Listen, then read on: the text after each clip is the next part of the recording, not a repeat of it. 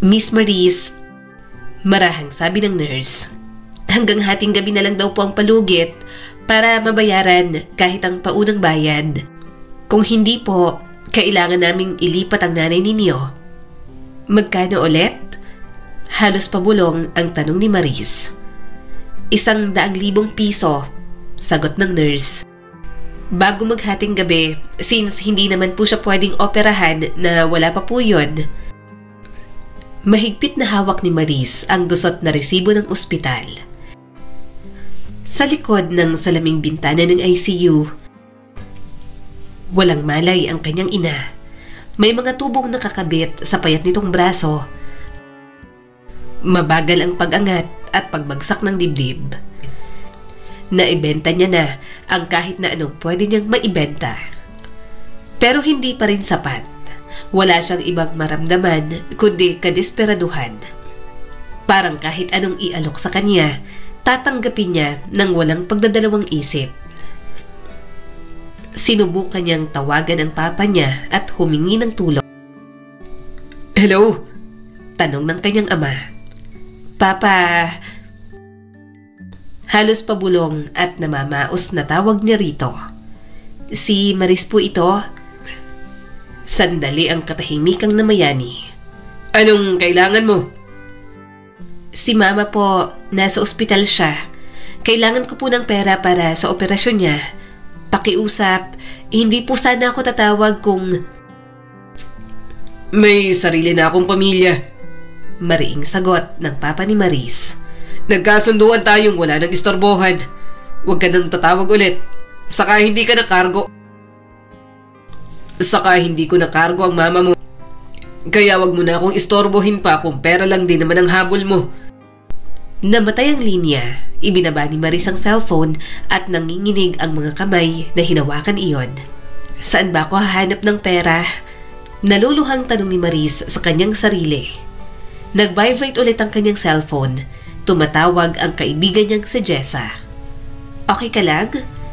Sumagot naman siya kaagad. Hindi ko na alam ang gagawin.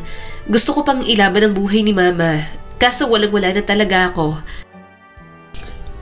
Kahit bahay namin, na isang lako na, kulang pa rin. Sige, kaya nga ako tumawag kasi nag-aalala ako sa'yo na iniisip mo pa rin yan. Kita tayo sa 7-Eleven malapit sa ospital. May naisip ako. Gusto kong sabihin sa'yo ng personal kasi baka mabigla ka pa. Hindi alam ni Maris kung may lakas pa siyang umasa, pero wala siyang ibang pagpipilian. Pilit siyang tumayo at naglakad. Pagdating niya, nandoon na si Jessa, naka-jeans at naka-hoodie, habang nakasandal sa pader. Lumambot ang mga mata nito pagkakita kay Maris. Stress na stress ka na. Huwag mong pabayaan ang sarili mo. Mamaya baka ikaw naman ang magkasakit. Pero kahit ganyan ka, ang ganda mo pa rin. Mahinang sabi ni Jessa at pilit pinapagaan ang kanyang kalooban. "Wala akong pakialam," sagot ni Maris. "Anong naisip mo? Makakatulong ba talaga sa amin yan ni mama? Magkakaroon ba ako agad ng pera?" Nag-alinlangan si Jessa at kinagat ang labi. "Makinig ka, may isang racket. Hindi to para sa lahat." Tumingin lang si Maris sa kanyang kaibigan. "Ang totoo, escort ako at maraming naging client. Sekreto ko na sa'yo ko lang sinabi. May bachelor party bukas ng gabi.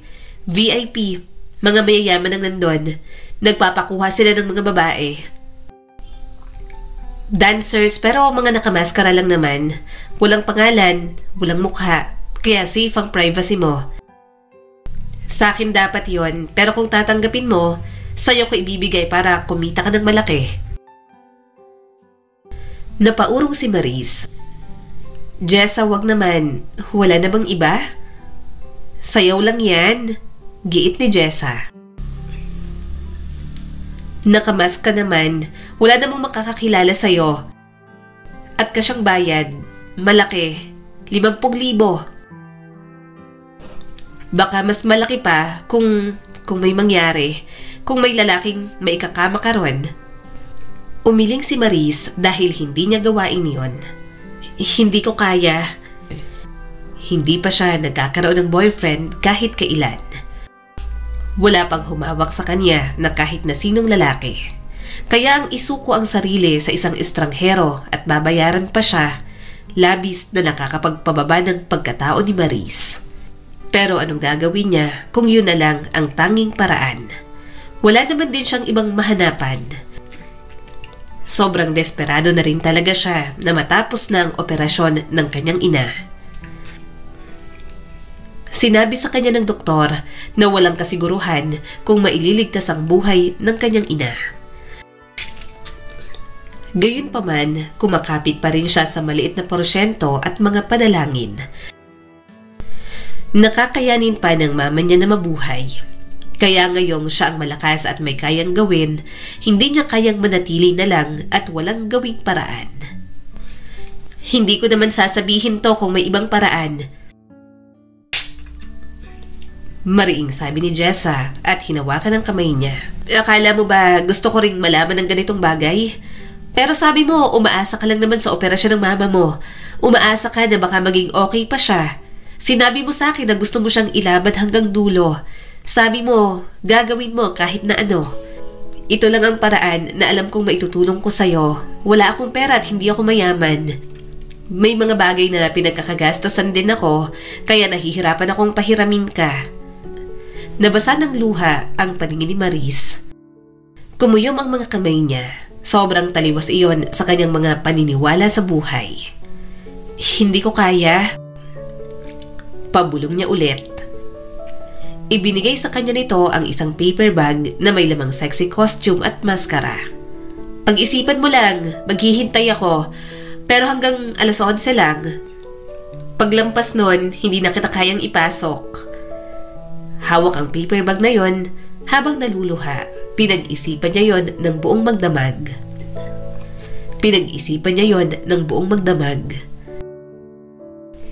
Ayaw talaga ni Maris at parang hindi niya masikmura. Pero mula sa salaming bintana ng ICU, kitang-kita niya ang payat na katawan ng ina sa kama na patuloy na lumalaban at patuloy na humihinga. Pero hanggang kailan? Kapag ba inilaban niya, didinggin ba ng Diyos ang kanyang hiling na sana huwag munang bawiin ang buhay ng kanyang ina? Nanginginig ang mga kamay niyang binunot ang cellphone. Nakatutok ang hinalaki niya sa pangalan ni Jessa. Naalala niya ang tawa ng ina, ang mga umagang palagi siya nitong ipinagluluto ng tsampurado, ang mga pagkakataon na umuuwi siya ng may pagkain na sa hapag. Isang gabi lang, isang beses lang, masakit ang dibdib niya habang hinihintay pumasok ang linya ng kanyang kaibigan. Jessa, garal-galang boses niya. Sasama ako. Marahang huminga si Jessa. Punta ka sa bahay, aayusan kita at ihahati doon. 11:30, nakatayo si Maris sa harap ng salamin.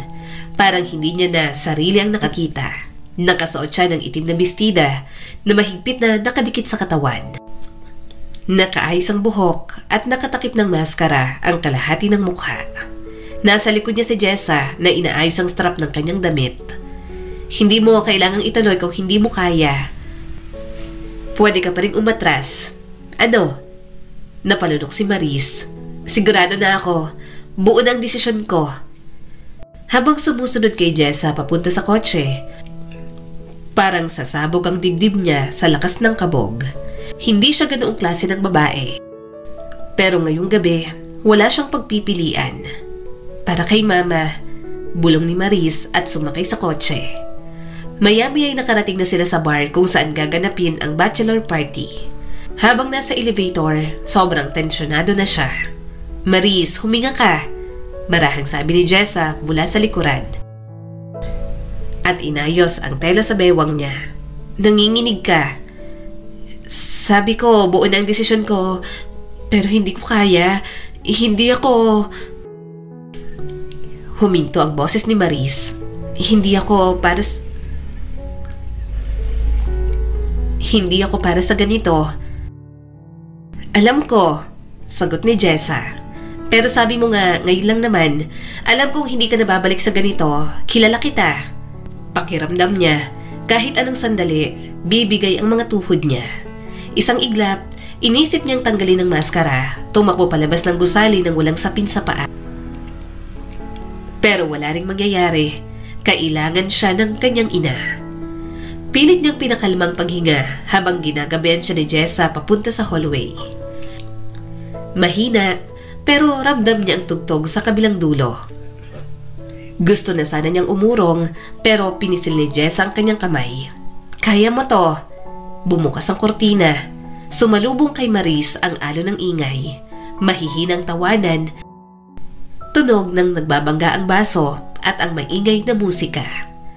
Madilim ang paligid pero kumikislap ang ginito ang ilaw sa makintab na marmol na sahig at mga pader na may mamahaling alak.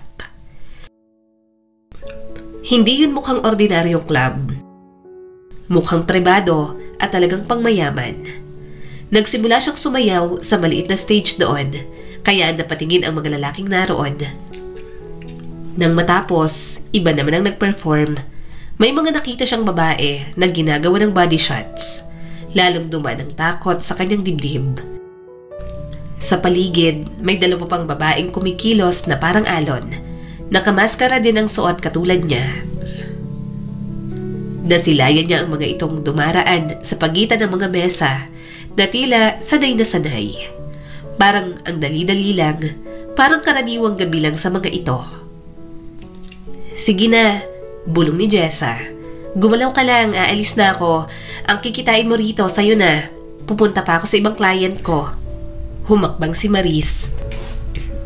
Kung hindi siya titingin sa mga lalaki, baka hindi rin siya mapansin. Pero naramdaman niya agad ang mga matang nakatuon sa kanya. Mabigat at nag-uusisa. May bagong dating. Mukhang na late. Dinig niyang sabi ng isang lalaki at sinundan ng mga mahinang tawa. May isang babae pa rito. Naghahanap si Jason kanina, di ba? Nanikip ang dibdib niya. Mahinang tunog ng takong niya sa sahig. Hindi niya alam kung saan pupunta. Kaya lumiko siya patungo sa maliit na sulok ng silid kung saan mas makapalang anino. Pero bago siya makarating, may kamay na sumunggab sa pulsuhan niya. Uy, ang ganda mo naman. Bakit late ka nang dumating? Kanina pa ako naghahanap. Kaso, hindi ko type ang mga nauna. Lasing na bulong ng lalaki sa kanyang tenga. Naniga si Maris. Hindi siya gumalaw. Gusto niyang magpumiglas. Pero anong gagawin niya? Nandoon siya para sa trabahong iyon. First time? Tokso ng lalaki at naamoy niya ang alak sa hininga nito. Nanginginig ka. Hinila siya nito palapit at ang isang kamay pumisil sa kanyang balakang. Narinig niyang nagtawanan ang mga kaibigan ng lalaki sa mesa at lalo itong hinihimok na hawakan siya. Mahinhin pala to, sabi ng isa at may halong aliw sa boses. Parang may humahaplos ng malamig na bakal sa balat ni Maris. Nanikip lalo ang dibdib niya. Sige, huwag kang mahiyain, sabi ng lalaki habang gumagapang paakyat ang kamay. Nandito ka naman para mag-enjoy, hindi ba? Hindi. Pigil hiningang sabi niya rito. Napakahina ng boses niya. Wala yatang nakakarinig. Wala ring may pakialam. Kumakabog ang puso niya habang nangangatog ang mga tuhod. Biglang may boses na pumutol sa ingay. Bitiwan mo siya. Tumigil ang lahat. Nanginig ang kamay sa balakang niya. Lumingon ang lalaki sa nagsalita at mabilis na nawala ang yabang sa mukha nito. Nag-angat ng tingin si Maris. Isang matangkad na lalaki ang nakatayo malapit, nakasuot ng itim na suit na parang hinulma rito. Gabriel! Nauutal ang lalaki na nakahawak sa kanya kanina. Wala pare, nagbibiro lang kami.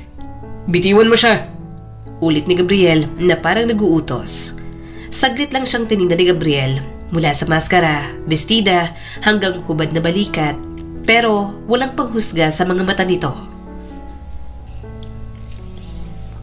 Doon na nga kayo, utos ni Gabriel sa grupo ng mga lalaking natigilan.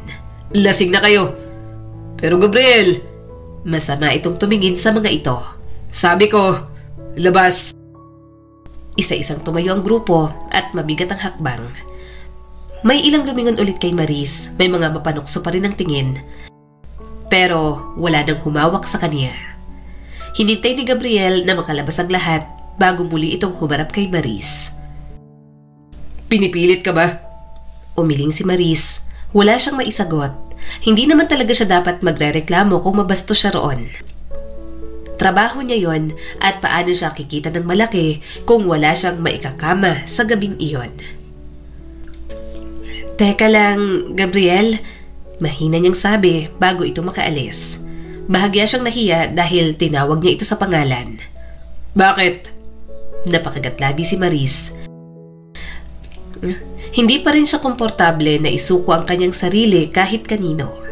Gayunpaman, kailangan niyang gawin para sa pera at kung may gusto man siyang pagbigyan, gusto niya sa lalaking magiging ligtas ang pakiramdam niya. Pwede bang ikaw na lang? Napalunok si Maris. Kailangan ko ng client ngayon. Kailangan ko ng pera. Kung kaya mong magbayad at naghahanap ka ng babaeng pwede mong ikama, pwede ako? Hindi agad nakasagot si Gabriel. Tiningnan siya nito ng mabuti na para bang makikilala siya nito sa maikling sandaling iyon. Bahagya itong natawa. Sigurado ka ba sa inaalok mo sa akin? Nakita ko lang kanina. Nanginginig ka sa mga humawak sa'yo kanina. Nakita kita, kaya lumapit ako at nangialam. Tapos ngayon, sasabihin mong gusto mo akong makasama at may kama. Napalunok muli si Maris. Kailangan ko ng pera. Desperado ako, kaya gagawin ko talaga. Oo, kinabahan ako sa kanila. Pero sa'yo, bahagya ako na panatag. Kaya kung may magiging kliyente man ako, ikaw yun at hindi sila. Ayoko sa kanila. Gusto kong sa'yo lang. Umigting ang panga ni Gabriel. Para bang may naputol na pisi ng pasensya nito sa mga sinabi niya. Hindi na nakapagsalita si Maris nang hilahin siya nito. Madilim at tahimik ang pasilyo na kanilang nilakaran. Malayo sa ingay ng musika sa ibaba. Mas malakas pa sa sariling hininga ang kabog ng puso ni Maris sa bawat hakbang ni Gabriel. Mahigpit nitong hawak ang pulsuhan niya. Huminto si Gabriel sa dulo ng pasilyo. Inilabas nito ang isang keycard at idinaan yun sa reader. Tumunog ng mahina at bumukas ang pinto. Parang isang luxury suite. May malaking kama, upuan, at isang buong padar ng salamin na tanaw ang kumikislap na lungsod sa ibaba. Dahan-dahang pumasok si Maris at bahagyang natigilan. Hindi pa siya kailanman nakapasok sa ganoong lugar. Isinara ni Gabriel ang pinto sa likod nila. Tahimik pa rin si Gabriel. Inalis nito ang korbata at isinabit sa likod ng upuan. Saka humarap kay Maris. Nagsimula ng maghubad si Gabriel at hindi niya alam kung anong gagawin. Hubarin mo, malamig na sabi ni Gabriel at kalmado ang boses. Maghubad ka rin. Napakagat si Maris sa labi. Dahan-dahan niyang hinubad ang maliit na dress. Saglit na tumahimik si Gabriel habang titig na titig sa kanyang katawan. Sigurado ka na ba? Tanong pa ulit ni Gabriel. Marahang tumango si Maris. Oo. Pagkaraan ng ilang sandali, dahan-dahan itong inangat ang kamay. Hindi para alisin ang maskara, kundi para mahina lang haplusin ang kanyang pisngi. Napasinghap si Maris. Parang hindi siya pinilit, parang hindi minadali. Sumayad ang daliri nito sa gilid ng dibdib ni Maris. Napaatras siya na parang napaso. Tumigil si Gabriel. Nag-igting ang panga nito at hindi na gumalaw ang kamay niya. First time mo? Virgin ka pa? Mahina nitong tanong. Hindi makatingin si Maris. Bahagya siyang yumuko. Oo, pero kaya ko. Hindi mo kailangang alalahanin. Sa ilang segundong katahimikan, inakala niyang papaalisin na siya o pagtatawanan. Pero huminga lang si Gabriel ng malalim. Bakit? Pumikit si Maris. Wala na akong ibang paraan. Kumapit si Gabriel sa bewang niya sa marahan lang na paraan. Hindi mo kailangang ituloy. Pero gusto ko, bulong ni Maris. Pakiusap. Dahan-dahang gumalaw ang kamay ni Gabriel. Tinunto ng korbata ng bewang niya paakyat sa tadyang. Huling pagkakataon. Pwede ka pang umurong. Kapag hindi ka pa umatras, Wala nang atrasan. Marahan siyang umiling. Hindi ako aatras. Marahang dumampi ang labi ni Gabriel sa kanyang panga. Napasinghap si Maris. Hindi yun marahas at hindi rin nagmamadali. Maingat pa nga at tila sinusukat ang bawat galaw. Yun ang unang halik ni Maris at parang nabura ang lahat sa isip niya maliban sa pakiramdam ng haplos ni Gabriel. Nang buhatin siya ng binata, kusang kumapit si Maris rito at mariin ang hawak sa polo. Pagkalapag sa kama, pakiramdam ni Maris ay mawawala siya sa sarili. Magkahalong takot, kaba, at kung anong hindi niya maipaliwanag. Lumuhod si Gabriel sa ibabaw niya. Kalma ka lang. Nanginginig ang kamay ni Maris pero hindi niya sinabing tumigil. Parang babasaging bagay ang turing ni Gabriel sa kanya. Nang mapansin nito na halos wala siyang alam, mas lalo pa nitong ginawang mabagal ang mga galaw. At hindi nito tinanggal ang maskara ni Maris na para bang alam nito na yun na lang ang dangal na natitira sa kanya. Kaya kahit papaano, hindi siya nagsisi sa lalaking pinagbigyan niya ng sarili. Sa mga bulong ni Gabriel, para bang pinatnubayan siya na kapag natapos nila yon, magiging okay din ang lahat. At nang matapos ang lahat, tahimik na umagos ang luha ni Maris sa ilalim ng maskara. Hindi siya umiyak ng malakas, pero napansin niyo ni Gabriel. Hinaplos nito ang pisngi niya bago muling yumuko. Nang mag-umaga na, sumilip ang liwanag mula sa bintana. Dahan-dahang naupo si Maris sa kama, mahigpit na nakakapit sa kumot. Masakit ang katawan niya at parang hindi niya kilala ang sarili. Nasa mukha pa rin niya ang maskara at hindi niya kayang alisin.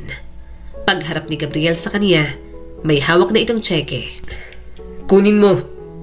Dahan-dahan niyang inabot yon. Salamat.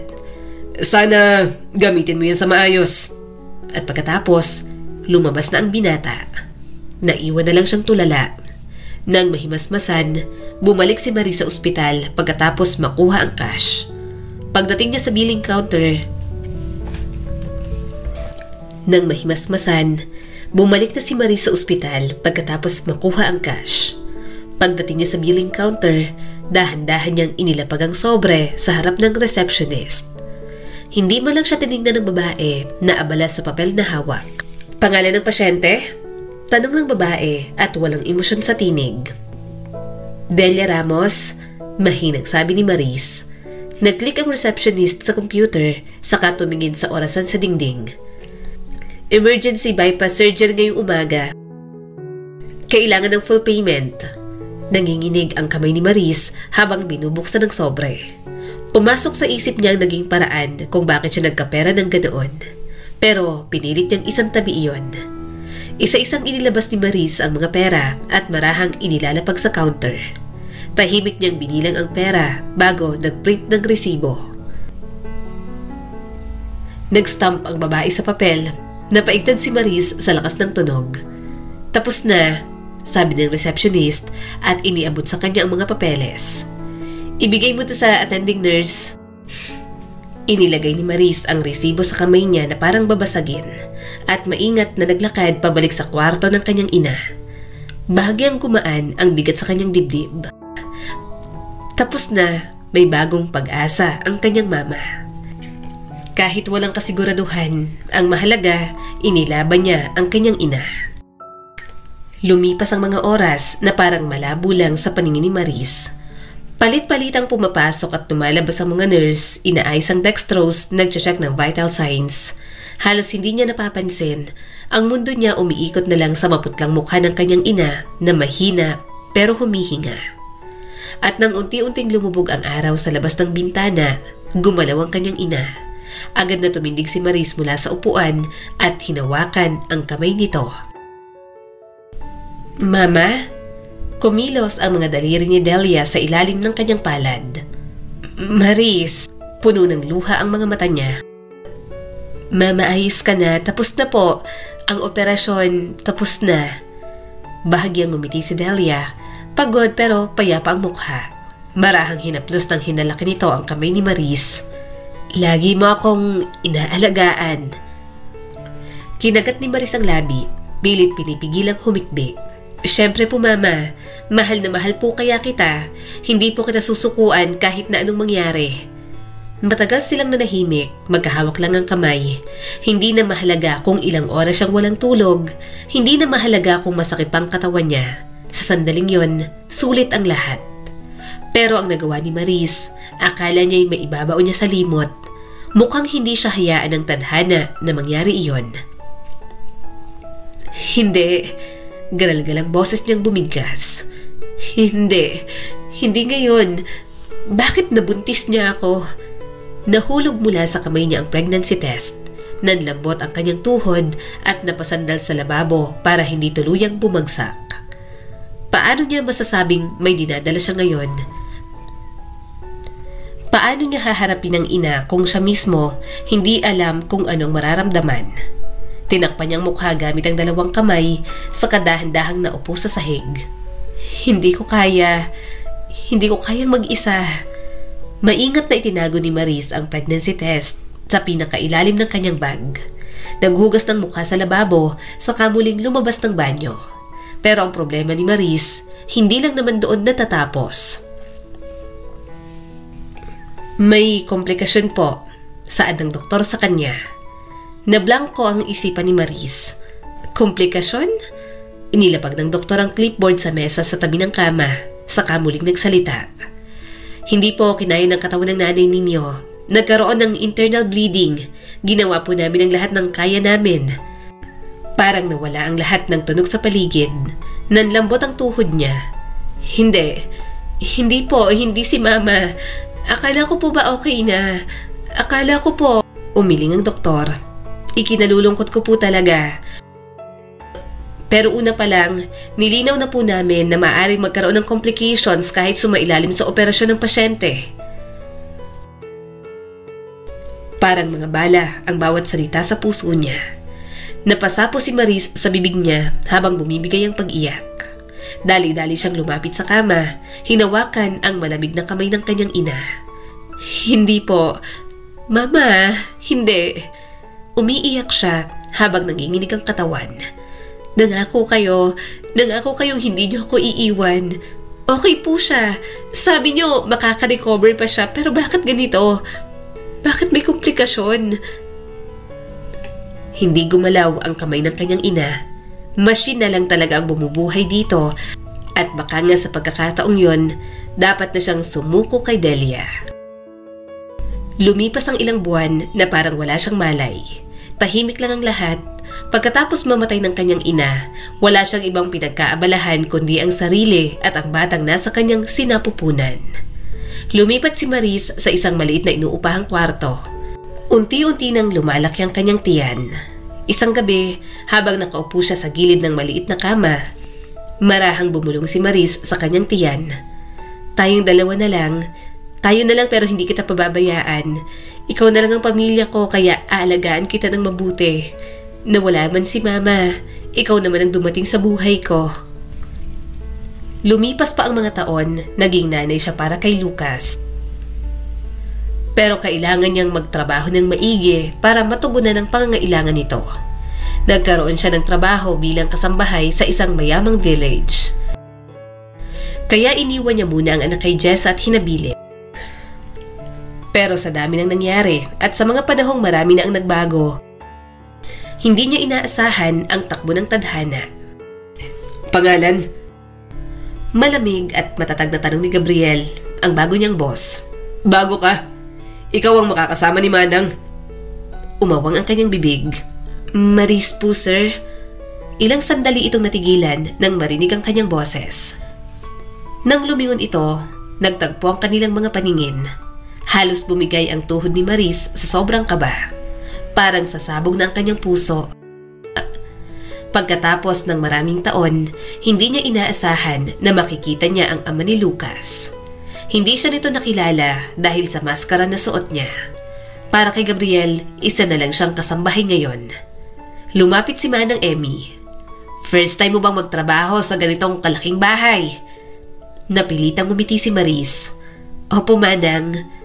Masasanay ka rin, basta sumunod ka lang sa patakaran. Saka ayaw ni Sir Gabriel ng maraming katulong. Gusto niya yung halos hindi niya mararamdaman dito sa bahay. Kaya malaki ang pasahod kasi sakop lahat ng lilinisin dito. Hindi rin naman masyadong mabigat at kahit mabagal, ayos lang. Sa mga labahin, dadalhin lang sa laundry at sila na ang bahala. Ako lang dati ang kumikilos dito. Pero ngayong matanda na ako, naawa na si Sir Gabriel kaya naghanap na ng isang kasambahay. Bale, ako na lang ang tagaluto ngayon. Yun na lang ang ginagawa ko. May sarili ka ring kwarto dito. Masarap ang buhay at trabaho dito kay Sir Gabriel. Pero syempre, gagawin pa rin dapat ang trabaho. Saka panatilihin na malinis ang common areas dito sa bahay. Tumango si Maris, pero sa isip niya, isa lang ang paulit-ulit na bumabalik. Kailangan niyang itago ang lihim niya. Hindi nito pwedeng malaman na nagkaroon sila ng anak dahil binayaran lang naman siya nito noon. Yun ang parte ng kanyang pagkatao na pilit niyang binabaon sa limot. Subalit kinagabihan, matapos ang trabaho, tumawag sa kanya si Jessa. Dali-dali niya itong sinagot. Jessa, may kaba sa tinig ng kaibigan niya. Maris, hindi ko alam kung paano ko sasabihin pero ang asawa ko kasi ayaw na niyang patirahin si Lucas dito. Parang tinadyakan si Maris sa sikmura. Ano? Pero Jessa, sabi mo pwede dyan si Lucas. Alam ko, pero ilang araw na siyang galit. Pinapapili niya ako at alam mong hindi ko kaya. Alam mo namang masama ang ugali ng asawa ko. Nahihiyang sabi ni Jessa. Sinapo ni Maris ang kanyang noo. Saan ko naman ngayon dadalhin si Lucas? Sorry, sabi pa ni Jessa. Hindi niya pwedeng pabayaan ang anak niya. Hindi siya pwedeng magtiwala sa iba. Pero paano niya naman ito isasama sa kanya? Lalo na si Gabriel pala ang bago niyang boss. Sobrang awkward ng lahat.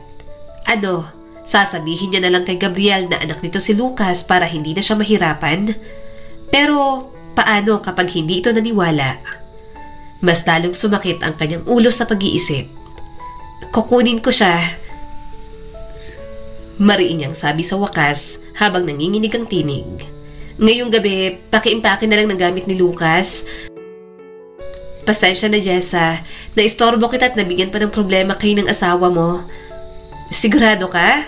Paano ang trabaho mo? Huminga siya ng malalim. Bahala na, dadalhin ko siya rito. Ayoko naman na magdulot sa inyo ng problema. Halos hating gabi na nang palihim na lumabas si Maris sa likod ng gate ng mansyon. Hindi siya pinansin ng mga gwardya. Sanay naman kasi ang mga ito na may kasambahay na lumalabas para sa personal na lakad basta't bumalik lang bago mag-umaga.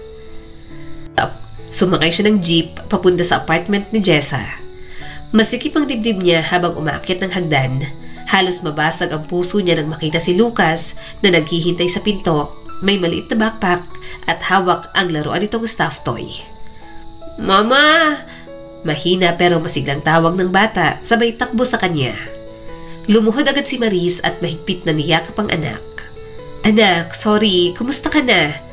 Nakatayo si Jessa sa pinto at punong-puno ng pagsisisi ang mukha. Sinubukan ko talaga. Ayaw talaga ng asawa ko, Maris. Pasensya na. Alam mo namang palamon ako nun. Alam ko, okay lang. Mahina niyang sagot. Salamat sa pagbabantay sa anak ko.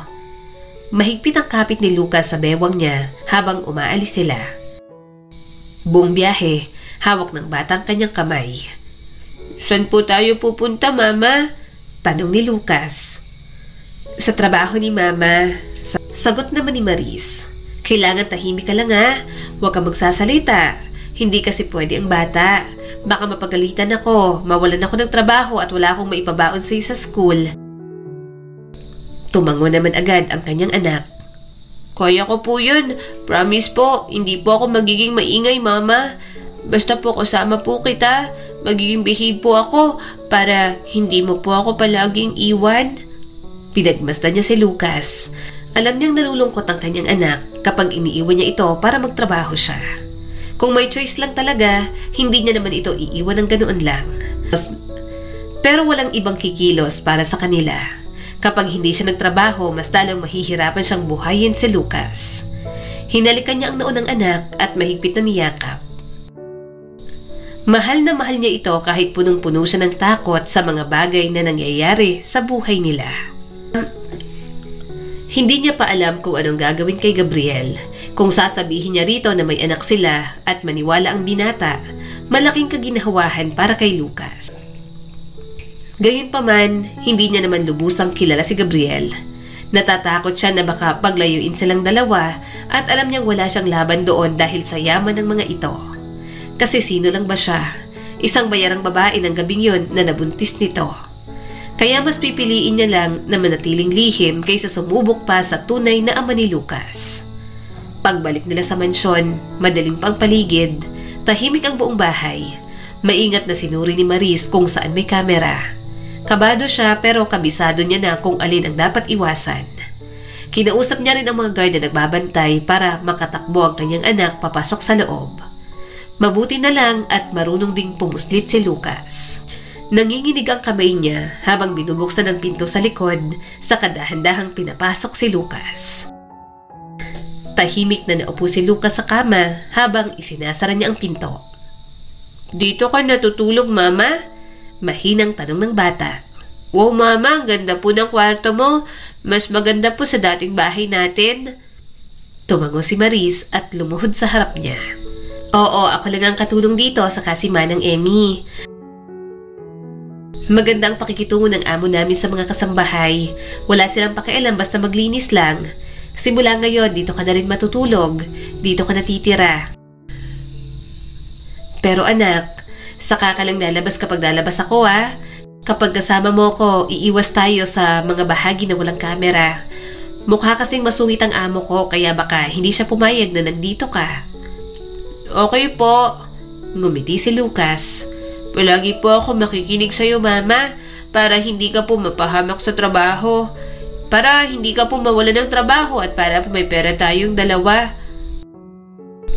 Muli niyang niyakap ang anak. "Salamat anak, ang bait mo talaga." Kinagabihan, habang mahimbing nang natutulog si Lucas na nakayakap sa kanya, gising pa rin si Maris. Nakikinig siya sa mahinang paghinga ng anak, pero mabigat pa rin ang dibdib niya. Lahat ay isinugal niya para mabuhay si Lucas, pero wala siyang pinagsisisihan. Ano man ang mangyari, hinding-hindi niya iiwan ang anak niya. Maya-maya'y unti-unti na siyang nakatulog. Isang umaga, maingat na nagwawali si Maris sa mahaba at makintab na pasilyo. Naihatid niya na sa school ang kanyang anak. Kapag sinundo niya ito, tatakas na muna siya sandali sa trabaho. Total, malaki naman ang bahay at hindi naman minomonitor ni Manang Emmy ang bawat galaw niya. Good morning. Malalim ang boses na sabi ng binata. Nagulantang si Maris at bahagyang nailang. Good morning. Kahit matagal-tagal na siyang nagtatrabaho sa mansyon, pareho pa rin ang pakiramdam niya. Bumibilis ang pintig ng kanyang puso. Naiinis siya sa sariling katawan na tila inaalala pa rin ang lalaking pilit na niyang kinakalimutan. Pagkatapos magtrabaho, sinundo niya na ang kanyang anak. Alam ni Lucas na nagmamadali siya, kaya tumatakbo na sila kapag pauwi. Nang makasukses sila sa pagpasok, mahina silang tumawad ng kanyang anak. Tinatakpan niya ang bibig nito dahil hindi mapigilan ang bungisngis. "Ang lakas ng tibok ng puso ko, Mama," natatawang sabi ni Lucas habang hinihingal. Pinunasan niya ang pawis ng bata. "Pasensya na anak, ganito muna, may balak akong sabihin pero siguro kung matagal na ako dito, magsasabi na ako kay Manang Emmy. Natatakot kasi ako kasi bago pa." Marahan namang tumango si Lucas. "Okay po." Bago lumabas ng silid, inasikaso ni Maris si Lucas. Nilabhan niya lang sa banyo ang uniform nito at isinabit sa may bintana. "Wait lang anak, ikukuha kita ng pagkain sa kusina. Naghanda na ako kanina. Init ko na lang at dito ka lang muna ha?" Bilin ni Maris sa bata. Tumango naman si Lucas na abala sa mga gamit na kinukuha nito. Lumabas na siya sa silid. Nagmamadali siyang pumunta sa kusina at kinuha ang tinabing pagkain para sa kanyang anak. Ipapasok niya na sana yun sa microwave nang bigla niyang narinig ang isang boses ng lalaki. Nasaan si Manang Emmy? Tanong ni Gabriel. Nanginig ang mga kamay ni Maris at aligagang inilagay ang iiniting pagkain sa microwave. Baka nasa kwarto po, Sir Gabriel. Mga ganitong oras po, umiidlip na po siya, sir. Matamang nakatitig sa kanya si Gabriel habang niluluwagan ng necktie. Anong iniinit mo? May pagkain pa ba? Ipagluto mo naman ako. Napakatlabi siya at kinuha ang plato na may lamang kanin, adobong manok at gulay para sa anak niya. Papagkain ko po, sir. Ngayon ka palang kakain. Tumaas ang mga kilay ni Gabriel. Anong oras na? At yan lang ang niluto mo? Wala na. Umiling naman si Maris. Kinakabahan dahil yun na ang naging pinakamatagal nilang pag-uusap ni Gabriel. Hindi siya mapakali kapag nasa paligid ang binata. Siguro dahil siya ang mas nakakaalam sa nakaraang pinagsaluhan nilang dalawa. Wala yun para kay Gabriel pero siya na nakakaalala ng lahat at may lukas pa. Kanina ko pa po kasi ito niluto. Hindi po nagluluto si Manang Emmy ng pagkain para sa'yo kasi alam po namin na hapon o gabi na po kayo umuuwi. Kaya nagluluto lang po para sa amin at para sa guards si Manang Emmy. Paliwanag niya rito. Tinignan nito ang ininit niyang pagkain bago muling tumingin sa kanya. Pwede bang ipagluto mo ko, Maris? Ilapag mo na rin yung pagkain mo.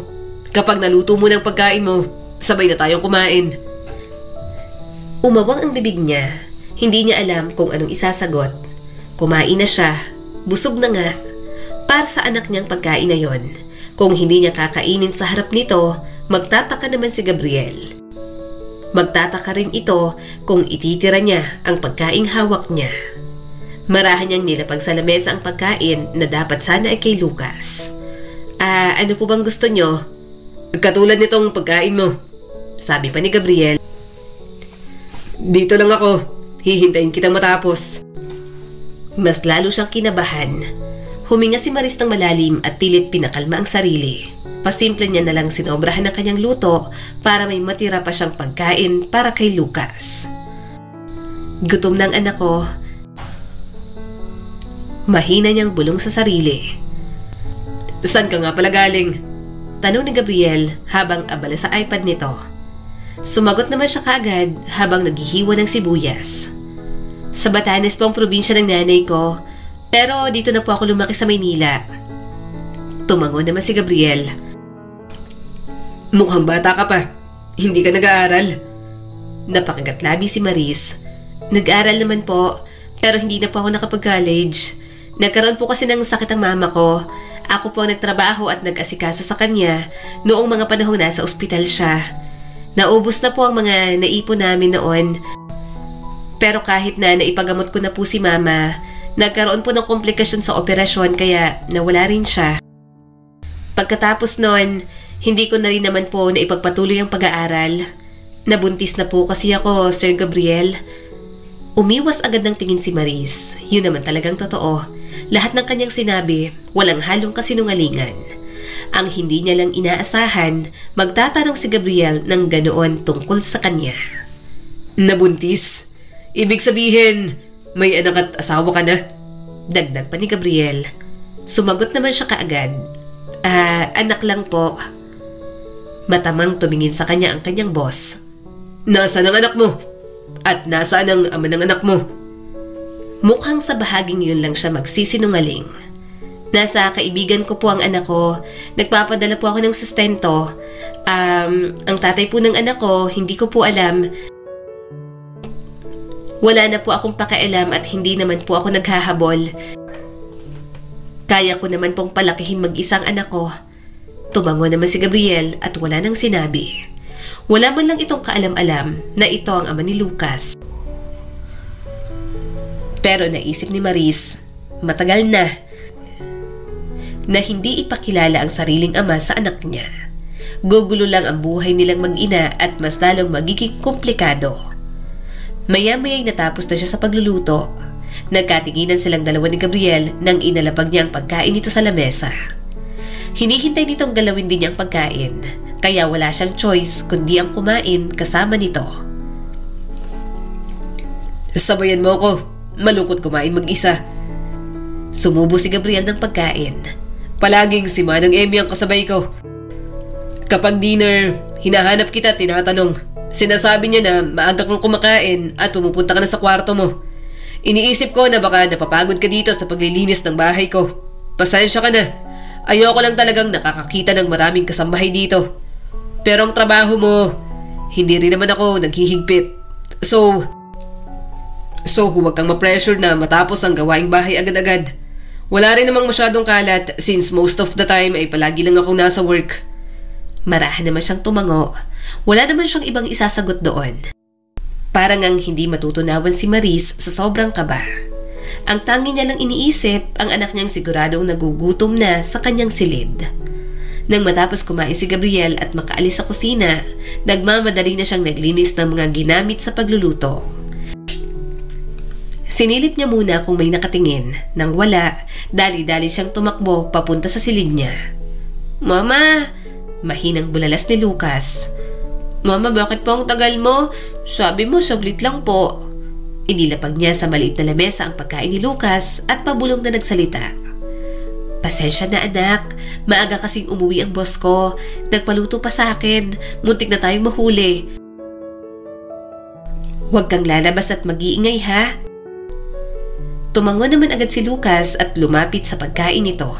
"Okay po mama, sorry po mas lalo po kitang pinapahirapan sa trabaho mo mama. Sana po malaki na po ako para kaya mo na lang po akong iwan sa bahay nang walang bantay." May bahagyang kirot sa kanyang puso. Umupo siya sa tabi ng kanyang anak at hinaplos ang buhok nito. "Anak, hindi mo dapat iniisip yan. Okay lang na mahirapan ang mama dahil anak kita at obligasyon ko na palakihin ka. Huwag kang magmadaling lumaki, Lucas. Baka kapag binata ka na, hindi ka na ganito kalambing sa akin." Napanguso naman si Lucas. "Malambing naman po ako sa iyo palagi, mama. Hindi naman po magbabago yun. Love na love po kaya kita, mama." Marahan niya itong niyakap. Sa gitna ng kalungkutan, pagluluksa at kawalan ng pag-asa, si Lucas ang naging kanyang lakas. Kaya kahit anong mangyari, poprotektahan niya ito sa kahit na anong paraan. Sa mga sumunod na araw, ganon ang naging sistema nila ni Lucas. Paulit-ulit na naawa na siya sa kanyang anak. Hindi man lamang makalabas ang bata para maglaro o kung ano paman. Nasa loob lang ito ng kanyang silid, nanonood sa kanyang cellphone o hindi kaya nag-aaral. At alam niyang hindi naman pwedeng palaging ganoon. "Mama!" Mahina nitong tawag habang kumikislap ang mga mata. Saway niya agad at inilapit ang daliri sa labi habang isinasar ang pinto. Tahimik lang, nasa malapit lang si Manang Emmy, baka marinig ka niya. Tumango si Lucas. "Sorry po mama, nagdo-drawing lang po ako." Inilabas ni Maris ang dalawang sandwich at inabot sa bata. "Heto, pasensya na. Eto lang muna. Nahihirapan akong magdala ng pagkain galing sa kusina. Kapag wala pa talaga, i-order na lang kita ng pagkain sa labas." Ngumiti si Lucas. "Masarap po ito. Okay na po ito sa akin, mama." Kinagat nitong sandwich, masayang umunguya habang umuupo si Maris sa tabi nito sa sahig. Napatitig siya sa notebook sa kandungan ng anak. "Pwede ko bang makita ang drawing mo?" Ipinakita ni Lucas ang papel. Makukuling na guhit, medyo magulo, pero alam niyang anak niya ang nag-drawing. Maingat na ngumiti si Maris. May 3 drawing ang anak niya. Isang babae na may mahabang buhok at damit na alam niyang siya. Isang batang lalaki na may malaking ngiti na alam niyang si Lucas. At sa tabi nila, may matangkad na lalaking itim ang buhok at seryosong mukha. Nanikip ang dibdib niya. "Sino to?" Nagkibit balikat si Lucas habang pinupunasan ng labi. "Ewan ko po, pero napapanaginipan ko siya minsan kasi ang mga kaklase ko po sa drawing nila may mama at papa. Ako lang pong wala, kaya nilalagay ko po siya kahit na hindi po natin siya kasama." Pwedeng-pwede niyang sabihin na malapit sa kanila ang tatay nito, na hindi totoo ang sinabi niya na iniwan sila ni Gabriel, pero ayaw niyang maging komplikado ang lahat. Wala naman silang ugnayan ni Gabriel. Kapag lumaki si Lucas, sa kanya na lang ipapaliwanag sa bata kung bakit ito nabuo at kung bakit wala itong nakilalang tatay. At hanggang niyang maintindihan ni Lucas na sana hindi na nito hangarin na mag-exist sa mundo ang tunay na ama. Napapanaginipan mo siya? Tanong ni Maris. Opo, lagi po siyang nakatayo sa tabi natin. Parang dapat nandyan siya. Humingi ng malalim si Lucas. Pero wag ka po mag-alala, Mama. Sapat ka naman po sa akin. Okay lang po kahit walang papa kasi binibigay mo naman po ang lahat para sa akin. Bumagsak ang isang luha mula sa mata ni Maris bago pa niya napigilan. Dali-dali niya yung pinunasan at pilit ngumiti. Ang bait mo talagang bata, Lucas. Sumandal si Lucas sa braso niya habang nakapatong ang maliit na ulo sa kanyang balikat. Sana po, buo tayong pamilya. Kaya lang naman po gusto ko ng papa para may katulong ka po. Para hindi ka po nahihirapan palagi. Kasi ang iba ko pong classmate, ang papa po nila ang mas nagtatrabaho. Tapos ang mama nasa bahay lang po at nag-aalaga ng anak. Kaya mama, naawa po ako sa iyo palagi. Palagi po kitang nakikitang sobrang pagod. Ginagawa mo po ang para sa mama, ginagawa mo din po ang para sa papa. Hinalikan ni Maris ang ulo nito at niyakap ng mahigpit. Pamilya tayo, anak. Tayong dalawa, okay? Hindi mo kailangan maawa sa akin. Kaya-kaya ko to, Lucas. Malakas si mama dahil sa'yo. Yun lang ang palagi mong tandaan. Tumango si Lucas at tila kontento na roon. Pero kahit anong pilit niya sa sarili na magtuon sa maliit na kasiyahan, ngiti ng anak at tahimik na sandali, may kabang hindi mawala sa loob niya. Dahil alam niyang walang lihim na nananatiling lihim magpakailanman. Sa kabilang dako ng mansyon, nakaupo si Gabriel sa opisina niya. Tanging ilaw mula sa desk lamp ang nakabukas sa dilim. Nakasandal siya sa upuan, nakakunot noo habang pinapanood ang CCTV footage sa laptop. Ugali niya na yon, hindi kasi siya basta nagtitiwala kahit sa sariling tauhan. At ang palagi niyang binabantayan, walang iba kundi si Maris. Hindi niya maipaliwanag pero para bang pamilyar si Maris sa kanya. Hindi niya lang matandaan kung saan at ang boses nito parang narinig niya ng minsan. Nanonood siya ng mga nangyayari sa CCTV hanggang sa pinindot niya ang pause. Anong ginagawa mo, Maris? Tanong ni Gabriel. Maingat na pumapasok sa kusina ang bago niyang kasambahay. Mabilis pero maingat ang kilos. Pinapanood niya itong kumuha ng maraming pagkain at inilagay sa isang Tupperware. Para bang may hinahandang baon. Napakunot ang kanyang noo. Bakit? Nagugutom ba siya? Matakaw siya sa lagay na yan. Bakit ang payat niya? At binalikan niya ulit ang footage. Mas pinansin ang bawat detalye. Nakita niyang isang lunchbox na kulay blue na halatang pangbata. Gumagawa siya ng baon. Para kanino? Aalis na siya. Hanggang sa napansin niya na may sinasaway sa loob ng kwarto si Maris. Pinagdikit ni Gabriel ang mga daliri sa harap ng baba. May tinatago si Maris. Usal niya. Ipinagpatuloy ni Gabriel ang panonood. Sinusuri ang bawat kilos ni Maris na parang isang palaisipan na kailangang lutasin. Kinabukasan, maaga ulit nagising si Maris.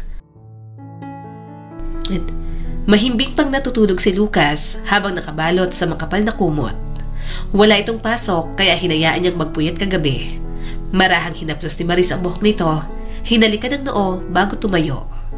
Nagsimula na siyang maglinis sa mansyon. Pagdating niya sa dulo ng pasilyo, muntik niya nang mabitiwan ang basahan nang mapansin si Gabriel na nakatayo roon. Nakasandal ito sa dingding habang nakahalukip-kip ang mga braso. Halos tumalo ng puso niya. Sir, good morning po. Akala ko po pumasok kayo. Dahan-dahan siyang sinulya pa ni Gabriel. Wala akong pasok ngayon. Rest day ko. Palagi kang nagtatrabaho ng ganito kaaga. Bahagya siyang tumango. Opo sir, pinakamainam po sa umaga para hindi po matambakan ng mga gawain. Matagal na katahimikan ang namayani sa kanila. Hindi niya tuloy alam kung tutuloy ba siya sa paglalakad o magpapaalam na lang siya. Nararamdaman niya kasing tinitingnan siya ng binata. Sinabi mong may anak ka, diba? Biglang tanong ni Gabriel. Halos hindi makahinga si Maris at humigpit ang hawak niya sa basahan. Opo sir, nasa kaibigan ko po. Nahihirapan siyang magsinungaling. Hindi niya naman gawain yon, pero wala siyang choice. Hindi niya alam ang magiging reaksyon ni Gabriel kung sakaling malaman nito na nagtatago siya ng bata sa pamamahay nito. Rest day mo ngayon, hindi ba? Pwede mo namang bisitahin ang anak mo. Bakit nandito ka? Tanong ni Gabriel. Napakagatlabi si Maris at mukhang magsisinungaling na naman. Malayo po kasi. Okay naman po kami sa video call ng anak ko, sir. Wala nang sinabing iba si Gabriel. Tahimik lang itong tumingin bago lumakad palayo. Halos bumigay ang tuhod ni Maris nang makalayo ang kanyang amo. Idinikit niya ang noo sa malamig na salamin at mariing pumikit. Kalma lang Maris. Hindi niya malalaman na ikaw ang babaeng yon at siyang tatay ni Lucas. Hindi ka niya natatandaan. Pagkausap ni Maris sa kanyang sarili. Pero hindi niya mapigilan ng takot na gumagapang sa dibdib niya. Paano kung nakakahalata na ito? Pagbalik sa kanyang silid, nakita niyang nagdodrawing ulit si Lucas. Tahimik siyang umupo sa tabi, pinanood ang anak habang masinsinang nagkukulay ng isa na namang larawan ng 3 taong magkakahawak kamay. Mahina ang boses ni Lucas habang abala sa pagguhit. Mama, sa tingin mo po, makikilala ko po kaya si Papa balang araw? Masakit na masakit sa dibdib ni Maris ang tanong na yon. Wala siyang maisagot. Sa halip, niyakap niya ng mahigpit si Lucas. Siguro, mahina niyang bulong. Siguro, balang araw, kapag ginusto mo at may kakayahan ka ng hanapin siya at kayanin ang magiging reaksyon niya, baka balang araw, makilala mo ang tunay mong ama. Kinagabihan, sobrang hindi mapanatag ang kanyang puso. Nakikita niya sa mga mata ni Lucas na talagang naghahanap ito ng ama. Pero paano niya sasabihin kay Gabriel iyon? At paano niya sasabihin kay Gabriel na may Lucas sila? Kung ako sa'yo, sabihin mo na dyan sa amo mo na siya naman talagang tatay ni Lucas. Mungkahi ni Jessa habang katawagan niya ito. Napailing naman si Maris. Jessa, hindi pwede. Hindi ko siya kilala. Ang pamilyang meron siya. Paano kung itaboy lang ang anak ko at itanggi? Mas matindi pa kung kukunin ang anak ko mula sa akin kasi ayaw nila sa akin na bayarang babae ang nanay ni Lucas. Kapag nagbalak silang kunin ang anak ko, hindi ko kayang lumaban sa mga koneksyong meron sila. Yun ang kinakatakot ko. Isa pa, narinig ko kay Manang Emmy na may fiancé na raw siya. Suminghap ang kanyang kaibigan. Ang laki ng problema mo. Well, may point ka naman dyan. Ang gawin mo na lang, maghanap ka ng asawa. Bata ka pa naman. Mag-asawa ka para maibsan ang pangungulila ni Lucas. Hanap ka ng lalaki na matatanggap at mamahalin ang anak mo. Marami namang single mother dyan na nakakahanap pa rin ng totoong pagmamahal. Problema naman kasi sa'yo, puro ka trabaho, Maris. Kapag hindi ako nagtrabaho, wala naman kaming kakainin ng anak ko. Kailangan ko munang tustusan ang pangangailangan ng anak ko bago ako lumandi. Saan niya na lang? Marami siyang problema. Kapag may pinapasok siyang tao sa kanilang buhay at naging problema pa, mas lalo lang siyang makakaramdam ng stress. Saan po, Manang Emmy? Tanong ni Maris. Tumingin sa kanya ang ginang. Ikaw na muna ang mamili. Malapit lang naman ang grocery dito. Ipagmamaneho ka na lang ng driver. Tumangon naman si Maris at kinuha ang listahan. Binilisan niya lang ang pamimili. Hindi kasi niya pwedeng maiwan ng matagal si Lucas. Baka mainip ang anak niya at maatrak lumabas. Kaso, mukhang hindi nakikiayon ang tadhana kay Maris sa araw na yon. Ano pong nangyari, Manong June? Tanong ni Maris. Napakamot ito sa batok. Mukhang nasiraan tayo. Saglit lang, labas ka na muna. Tulungan mo ako magtulak. May malapit na talyer dito.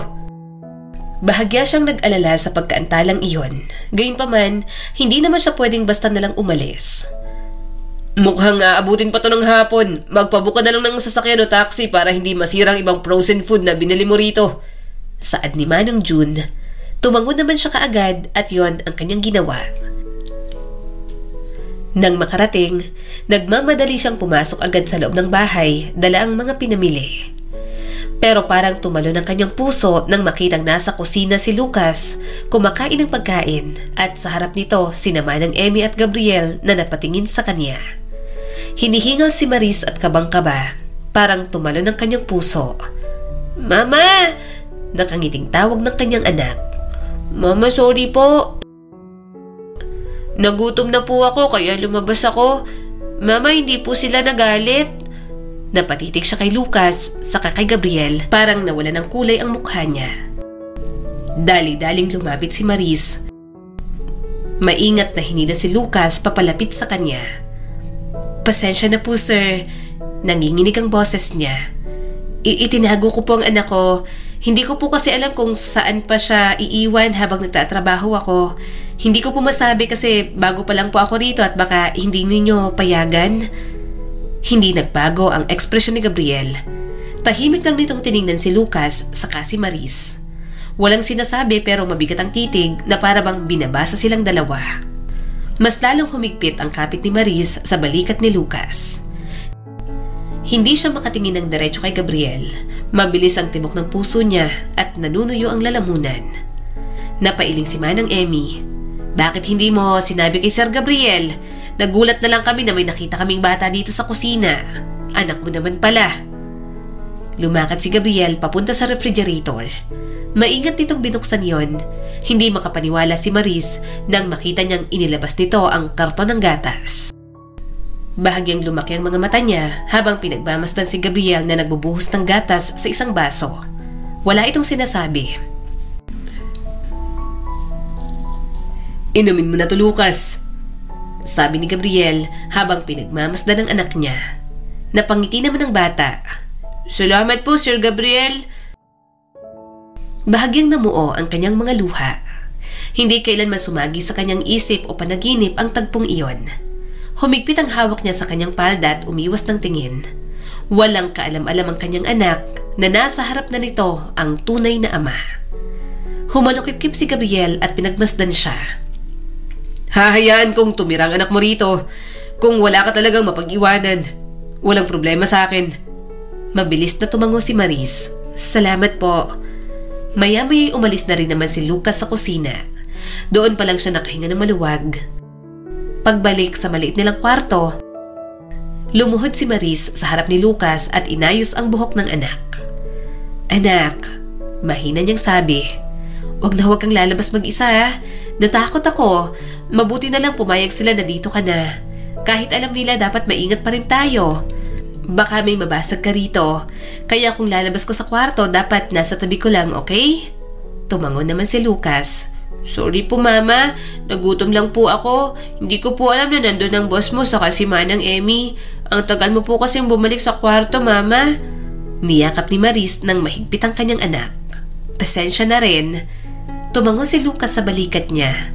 Habang yakap niya ang anak, parang umiikot ang mundo ni Maris. Nakita na ni Gabriel si Lucas. Tiningnan ito ang bata na parang may alam na ito. O baka masyado lang siyang nag-iisip at napapraning. Subalit tumipas ang ilang linggo, marami siyang napapansing pagbabago kay Gabriel. Mas madalas siyang utusan nito na para bang wala ng araw na hindi siya nito nakikita.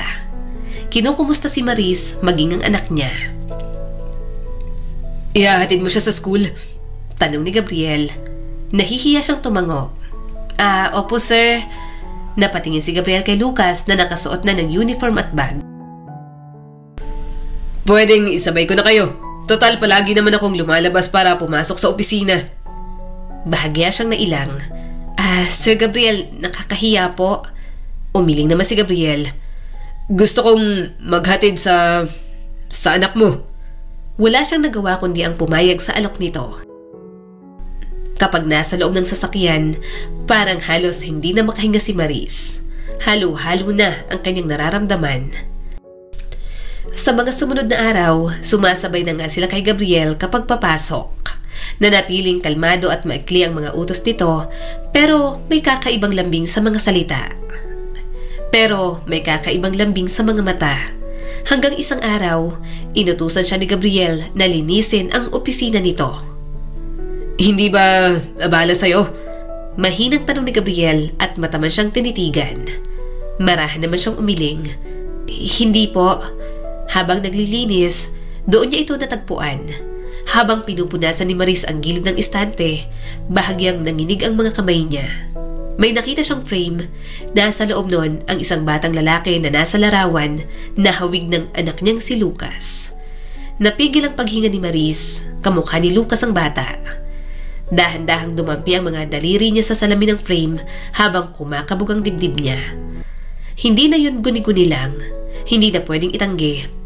Ang mga mata ni Lucas, ang ekspresyon nito, nakuha nito mula kay Gabriel. May problema ba, Maris? Tanong ng kanyang amo. Umawang ang bibig ni Maris at marahang umiling. Wala po. Parang sasabog ang dibdib ni Maris sa lakas ng kabog ng puso niya. Nang humakbang ito papalapit sa kanya, mas lalong dumagdag ang kabang kanyang nararamdaman. Pamilyar ka sa akin at hindi ko alam kung bakit. Pero nang makita ko ang anak mo, may sumagi na agad sa isip ko. Kamukha ko si Lucas. Sabihin mo nga sa akin, anak ko ba ang anak mo? Bulong ni Gabriel sa kanya. Biglang naging mabigat ang hangin sa pagitan nila. Parang hindi makahinga si Maris. Hinawakan niya ang basahan sa kamay na parang yun na lang ang kumakapit sa kanya para hindi gumuho. Nanlalambot ang tuhod niya. Wala nang oras para magkunwari. Wala nang puwang para magtago. Dahan-dahan niyang ibinaba ang tingin sa sahig. Nanlaban ang mga kamay niya sa panginginig habang lalo niyang hinigpitan ang kapit sa basahan. Ayokong malaman mo, mahina niyang sabi. Ilang taon ang nakalipas. Sa bachelor party, nandun ako. Ang babaeng may maskara na ibinigay ang sarili ko sa'yo. Nagbabayad ako sa'yo, pero hindi ko inasahang mabubuntis ako. Nagulat na lang ako na ikaw palang boss ko ngayon. Wala akong balak sabihin. Hindi naman natin plinano si Lucas. Hindi ko sasabihin pero hindi ko inasahan na malalaman mo agad. Mataman siyang tiningnan ni Gabriel. Bakit? Sa tingin mo, may tatago mo?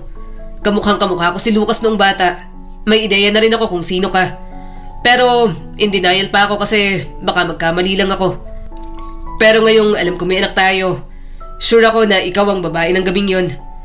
Pina-DNA test ko na rin si Lucas at lumabas ang result na positive. Anak ko si Lucas. Anak natin siya. Bakit hindi mo ko hinanap nang malaman mong buntis ka? Umiling si Maris. Wala naman tayong relasyon.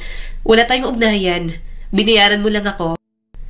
Hindi ko gustong maghabol at guluhin ang buhay mo. Isa pa, nang malaman kong buntis ako, nawala ng mama ko. Kaya hindi ko na rin alam kung anong dapat kong unahing gawin. Seryoso lang ang mukha ni Gabriel habang tinitingnan siya. Halatang handa itong makinig sa bawat sasabihin niya. Pumikit si Maris ng mariin. Yung nanay ko, kailangan niya ng operasyon. Wala akong matakbuhan. Hindi tumulong ang papa ko. Naubos na rin ang pera namin ni mama. Lahat sinubukan ko. Si Jess ang nagsabi tungkol sa trabahong yon.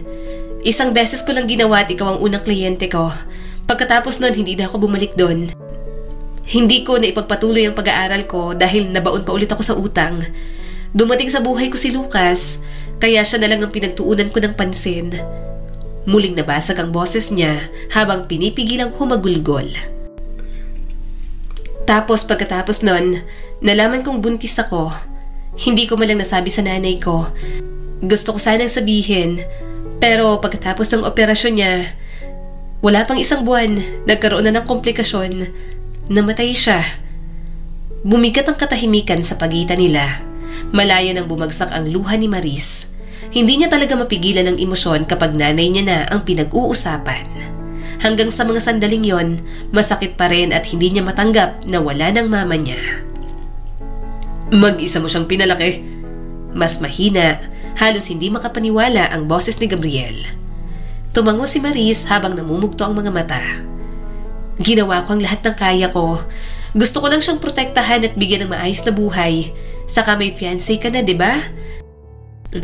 Kaya kahit na naging boss kita, na nakita kita ulit, hindi ko na binalak pang sabihin sa'yo. Mas mabuti pang manahimik na lang dahil ayokong maging magulang buhay namin ng anak ko. Sapat na naman na kami lang dalawa. Paano ko? Tanong ni Gabriel. Sa tingin mo ba matatahimik ako ngayong alam ko na may anak ako sa'yo? Umiwas siya ng tingin at bumaha agad ang kaba sa kanyang dibdib. Anong balak mo? Kukunin mo ang anak ko sa akin? Hindi ako papayag. Umawang ang bibig nito. Gusto kong makasama at kunin ang anak ko. But it doesn't mean na ilalayo ko siya sa'yo. Sa'yo lumaki si Lucas. Sa tingin mo, mamahalin ako ng anak natin kung inilayo kita? Nakikita ko kay Lucas na mahal ka niya. Kapag kinakausap ko siya, wala siyang ibang bukang bibig kundi ikaw. Kung paano nakikita niya palagi ang mga ginagawa mo para sa kanya. At hinahangaan kita ron. Kasi, paano mo siya napalaki ng ganito? Nanginginig ang mga labi ni Maris. Wala pang nagsasabi sa kanya ng ganoon. Wala pang nakakapansin kung gaano niya alagaan ang kanyang anak. Kaya ang marinig yon mula kay Gabriel sa mismong ama pa ng kanyang anak, tila may bigat at halaga na para sa kanya. Paano nang mangyayari? Paano ng fiancé mo? Baka may magagalit pag nalaman na nagkaroon ka na ng anak. Gusto ko na makilala ka ni Lucas na may maituring siyang ama at kahit paano ay may makatulong ako sa pagpapalaki sa kanya. Pero kung may masisira sa part mo, okay lang sa akin kahit palakihin ko ng maayos si Lucas. Kasi kung magiging magulo sa parte mo, siguradong maapektuhan ng anak ko. Matamang sabi ni Maris. Mayaman si Gabriel, alam niyang kaya ng binata ang pangangailangan ni Lucas. Gayunpaman, kung sisirain lamang din ang damdamin ng anak niya, mas maigi pang huwag na lang. Huwag kang mag-alala. Ako ang bahala sa kanila. Ipinapangako ko sa'yo na hindi makaapekto sa anak natin at sa'yo. Pinutol niya agad ang sinasabi nito. Kapakanan lang ng anak ko ang iintindihin mo, Sir. Kapakanan lang ng anak ko ang intindihin mo, Sir Gabriel. Ako nang bahala sa sarili ko. Wala akong pakialam kahit malaman nila na bayarang babae ako. Umiling naman agad si Gabriel. Hindi ka bayarang babae. Hindi. Ginawa mo lang kasi desperado ka na ng panahong yun. Ako ang nakauna sa'yo. At pagkatapos nun, wala na, diba? Kumunot ang noo ni Maris habang namumula ang mga pisngi. Oo, wala na. Dahil hindi na naman ako bumalik sa gawaing yon. Wala rin akong panahon na maghanap ng boyfriend o kahit na sinong karelasyon. Pero hindi pa rin maaalis ang isang beses na ginawa ko sa aking buong pagkatao. Tanggap ko na naging bayarang babae ako ng gabing yon. Oo, ikaw ang nakauna sa akin pero binayaran mo naman ako. May emosyon sa mga mata ng binata na hindi mapangalanan ni Maris. Para bang may gusto pang sabihin si Gabriel pero mas pinili na lang nitong pigilan ng sarili. Tahimik lang si Gabriel sandali, saka ito tumingin sa labas. Kailan mo ako ipapakilala kay Lucas bilang papa niya? Napanguso si Maris. Kung gusto mo mamaya, tulog pa siya ngayon pinatulog ko na. Pupuntahan ko si Lucas. Lumabas na agad ang kanyang amo. Wala na siyang nagawa kundi ang sumunod. Binuksan ni Gabriel ang pinto, mahimbing pa rin natutulog si Lucas. Nakahiga sa kama, magulo ang buhok habang yakap-yakap ang una nitong mahaba. Dahan-dahang lumapit si Gabriel at lumuhod sa tabi ng kama. Nag-atubili ang kamay nito bago hinawi ang buhok ni Lucas mula sa noo. Hindi ko inakala. Mahina at basag ang boses ni Gabriel ngayon. Hindi pumasok sa isip ko na magkakaroon ako ng anak sa'yo. Mabuti na lang gumawa ang tadhana na mapadpad kayo rito.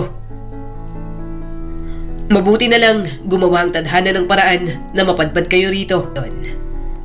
Baka nga tadhana iyon dahil sino ba naman ang mag-aakala na ang magiging boss niya sa trabaho ay si Gabriel na pinagbigyan niya ng sarili. Sino bang mag-aakala na magdadala siya ng anak sa bahay na yon dahil wala na siyang mapag-iwanan? Matagal nang walang imik si Gabriel at nakatingin lang kay Lucas. Basta siya nakaupo roon sa tabi ni Lucas, nakapatong ang kamay nito sa ulo ng bata. Nang muli itong magsalita, tumayo at lumapit sa kanya. Mag-usap tayo bukas. Gusto kong malaman ang lahat. Magkwento ka sa lahat ng mga pinagdaanan yung dalawa. Gusto kong makilalang mag-ina ko. At sa pagkakataong yon, tumango na lang si Maris dahil alam niyang wala na siyang maitatago pa. Kinabukasan, nagdesisyon na nga silang kausapin si Lucas. Nasa sala sila, nakaupo sa kandungan niya ang kanyang anak habang nasa harap nila si Gabriel. Lucas, panimula ni Gabriel, mabagal at parang tinitimbang muna ang bawat salita bago bigkasin. May kailangan kaming sabihin sa'yo ng mama mo. Napatingin si Lucas sa kanya. Ano po yun, Mama? Napalunok si Maris. Dahan-dahan niyang itinayo ang kanyang anak. Marahan niyang hinaplos ang buhok ng bata. Anak? Bulong niya habang nanginginig ang tinig. Naalala mo kung ilang beses mo akong tinatanong tungkol sa papa mo? Napangiwi si Lucas. Alam niyang ilang ulit na itong nagtatanong noon at madalas ay iwas lamang ang sagot ni Maris. Masyado pa itong bata, masyado pang maaga. At parang kailanman ay hindi siya magiging handa. Lucas, mahina niyang sabi. Siya ang papa mo. Si Gabriel, ang amo ko. Siya talaga ang papa mo. Saglit na katahimikan ang sumunod. Natigilan ng anak niyang si Lucas habang nakatitig lang kay Gabriel. Kumukurap-kurap ito na para bang hindi makapaniwala sa narinig. Napagmasdan ni Maris kung paano bahagyang napalunok si Gabriel. Totoo yun, Lucas. Ako ang ama mo. Biglang napuno ng luha ang mga mata ni Lucas. Hindi. Pero Mama, sabi mo, wala akong papa. Ramdam ni Maris ang pagguho ng puso niya. Marahan niyang hinaplos ang pisngi ni Lucas. Sinabi ko yon kasi natatakot ako. Pag-amin ni Maris. Takot akong baka hindi ka niya gustuhin. Baka masaktan ka. Ayokong mangyari yon. Nagsimulang manginig ang balikat ni Lucas at mahihinang hikbi ang lumabas sa kanyang anak. Pero bakit ngayon lang po? Bakit hindi mo po sinabi agad? Hindi ko rin alam noon. Tapat na sabi ni Gabriel. Pero ngayon alam ko na. At nangangako ako, Lucas. Narito na ako, hindi na ako aalis. Lalong lumakas ang pag-iyak ni Lucas at mahigpit na niyakap ang ama. Nandito na ako, anak. Mahinang sabi ni Gabriel at nakasubsob ang mukha sa buhok ni Lucas. Pangako, lagi ako narito. Para sa'yo, para sa mama mo. Napapikit si Maris. Pinipigilan ng hikbi habang pinapanood ang kanyang mag-ama. Tumulo ng tuluyan ang mga luha sa pisngi niya. Masakit pero parang unti-unti na rin gumagaling ang sugat sa puso niya na matagal niyang itinago. Hinaplos ni Gabriel ang likod ni Lucas. Tahan na. Ayoko pong mawala kayo sa amin. Bulong ni Lucas habang nakasubsob pa rin. Hindi. Matatag na sagot ni Gabriel. Hindi na ako mawawala. Lalong humigpit ang kapit ni Lucas na parang natatakot ng pakawalan si Gabriel. Nang humina na ang pag-iyak ng bata, saka marahang lumayo si Gabriel para tingnan ang mukha nito. Totoo po talaga? Muling tanong ni Lucas habang paos na ang boses. Ikaw po ang papa ko? Hindi niyo po kami iiwan? Umiling naman ang ama ng bata.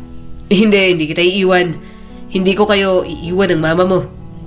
Simula ng araw na yon, nag-iba ang turing ni Gabriel sa kanila.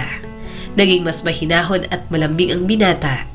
Naiintindihan ni Maris kung magiging ganoon ito kay Lucas. Pero ang hindi niya lubos maunawaan ay kung bakit pati sa kanya. Mabait din si Gabriel. Co-parenting ang ginagawa natin kay Lucas, diba? Alam kong mayaman ka pero sana hayaan mo akong mag-ambag din sa mga pangangailangan ni Lucas. Hindi niya napigilang sabi. Namungay ang mga mata ni Gabriel. Hayaan mo na ako, ikaw naman ang nag-aalaga sa kanya. Isa pa, 7 years na wala ako sa buhay ng anak natin. Kaya marapat lang na ako naman ang gumastos para sa kanya ngayon. Marahan na lang siyang tumango. Sa bahay, alam na rin ni Manang Emmy at ng mga guard ang naging ugnayan nila ni Gabriel. Nililinaw niya naman palagi, lalo na kay Manang Emmy, na co-parenting lang ang ginagawa nila kay Lucas. Pasensya ka na. Pinapaalala ko lang. Alam ko na may mga ugnayan sa mga babae dati si Sir Gabriel at hindi ko inasahan na makakabuntis siya. Ikaw pa. Pero wag mo sanang kalimutan na may fiancé si Sir Gabriel. May kinalaman yun sa yaman nila, sa pamilya nila. Tumango naman agad si Maris. Wag po kayo mag-alala, Manang. Naiintindihan ko po. Sumusunod lang naman po ako sa gusto ni Sir Gabriel para kay Lucas. Pero ang ugnayan na meron po kami, hanggang co-parenting lang, wala naman po kaming naging malalim na damdamin sa isa't isa. Yun ang alam ni Maris. Walang dapat ipag-alala dahil hindi naman nila mahal ang isa't isa. Isang gabi lang ang namagitan sa kanila ni Gabriel. Ang tangi niya lang pinag-aalala ay baka makaapekto ang pagkakaroon ng binata ng anak sa kanya gayong ikakasal na si Gabriel. Pero paano niya paninindigan ang co-parenting lang kung mas nagiging malapit na sila ni Gabriel nang dahil kay Lucas? Ha? Mamimili ka ng mga damit? Tanong ni Maris at tiningnan ang mamahaling butik. Marami ka pang binigay na damit nung nakaraan kay Lucas. Okay lang. Nandito na rin naman tayo sa mall kaya ipapamili ko na si Lucas. Mamaya pupunta tayo sa women's section. Para ikaw naman ang makapamili ng mga gusto mo. Nakangiting sabi ni Gabriel. Nanlaki ang mga mata ni Maris at mabilis na umiling. Hindi na kailangan. Mahina namang tumawa si Gabriel. No, kung magsha-shopping ang anak, magsha-shopping din ang mama. Ako ang bahala. Sige na. Tutulungan kong mamili si Lucas. Then, punta tayo sa'yo. Then, sa toy store, after, kakain na tayo. Namula na si Maris sa sobrang hiya. Parang kapag tumanggi pa siya, mas lalo lang hahaba ang usapan. Kaya naman, namili na sila.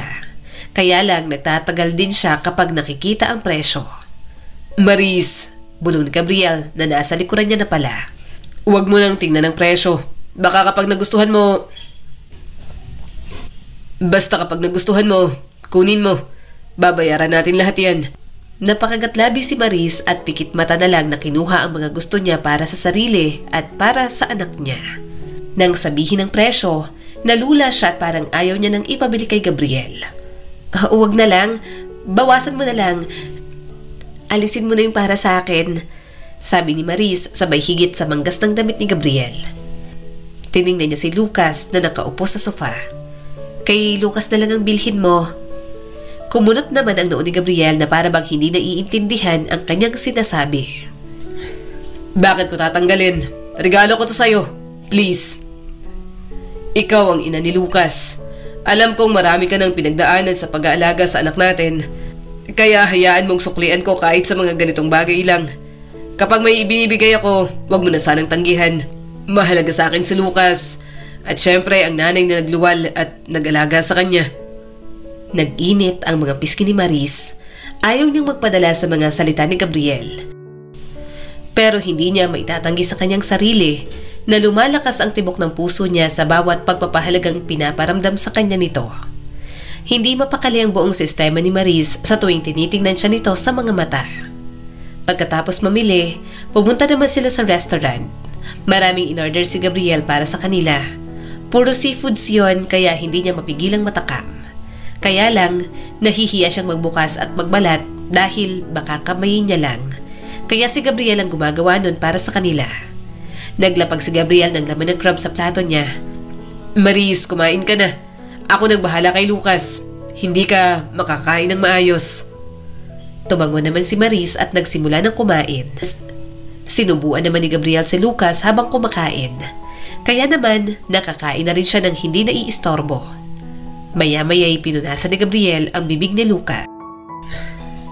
Napangiti si Maris at doon muling sumubo ng kanin. Pero natigilan siya nang punasan din ni Gabriel ang gilid ng kanyang bibig. Nagkatinginan silang dalawa.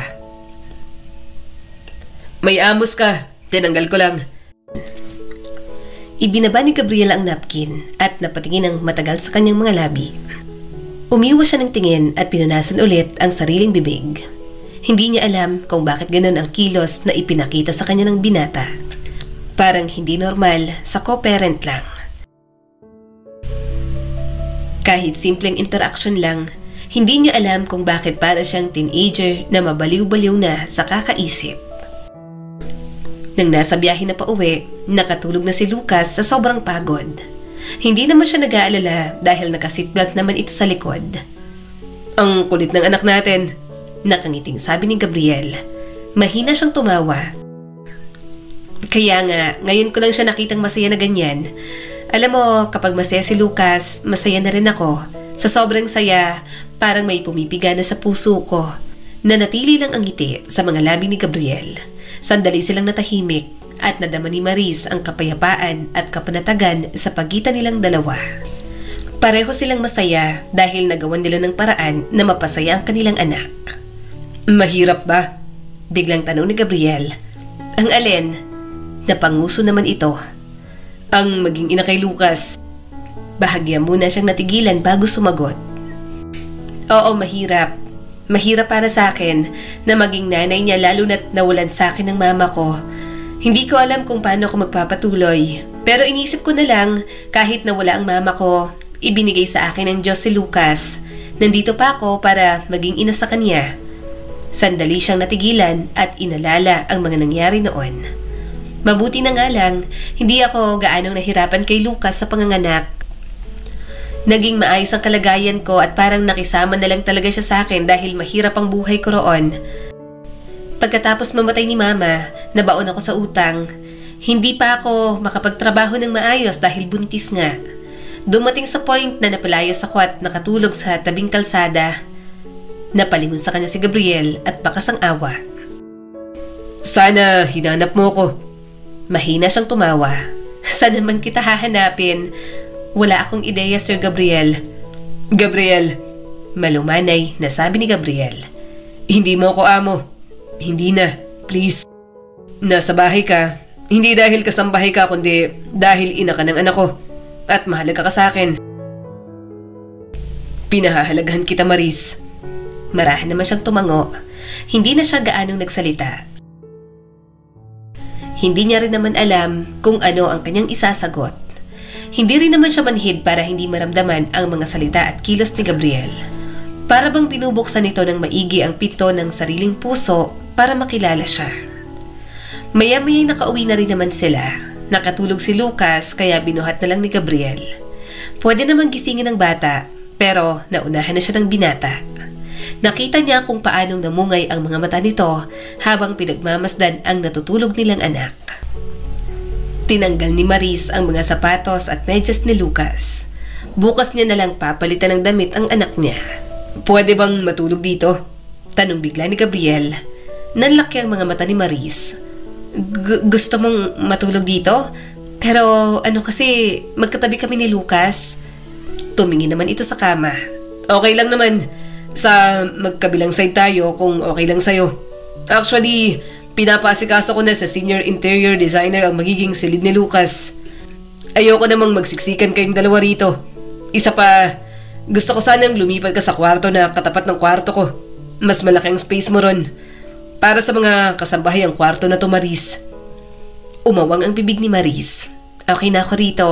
Ang laki na nitong space na to para sa akin. Isa pa, katulog naman talaga ako rito. Si Lucas, okay lang din ang katabi ko kasi bata pa naman siya. Okay din na magkaroon ng sariling kwarto para masanay na mag-isa. Basta, depende sa gusto ni Lucas.